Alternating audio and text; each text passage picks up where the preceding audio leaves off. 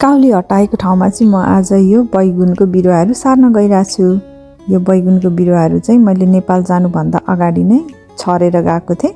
Pink बैगुन जस्तो लाग्छ अथवा भान्टा भनौँ। एउटा चाहिँ राम्रो भएर आएछ, एउटा चाहिँ अलिकति सानै छ, अरू दुईटा त एकदमै सानो रहेछ। अब यिनीहरूलाई सार्नु त पर्छ, यो यहाँ भएको धेरै भइसक्यो अनि राम्ररी यो जरा पनि मिलेको छैन, सायद एउटा जरामा अडिएको जस्तो देखिन्छ।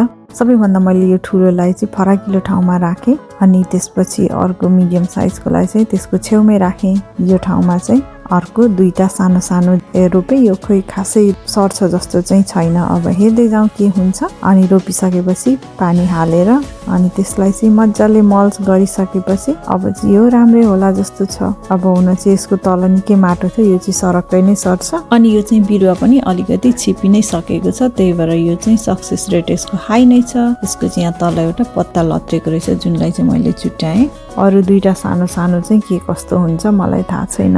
यिनीहरूको चाहिँ एक त जरा पनि राम्ररी सपोर्ट थिएन अनि त्यसपछि माटो पनि भएन, त्यही भएर यसलाई सरक्कै नै उखालेर रोपेको। हुन चाहिँ मैले पानी हालेर मल चाहिँ लगाइदिएको छु। अब यो के कस्तो हुन्छ हेर्दै जाउँ। अनि यसलाई घामबाट जोगाउनको लागि 2-4 दिन चाहिँ म यसरी छोपिदिन्छु। अहिले घाम एकदमै गर्मी छ, यो बाँच्छ जस्तो चाहिँ लाग्दैन मलाई। त्यही पनि आफ्नो मिल्नेसम्म ट्राई चाहिँ गर्नुपर्छ जोगाउनको लागि।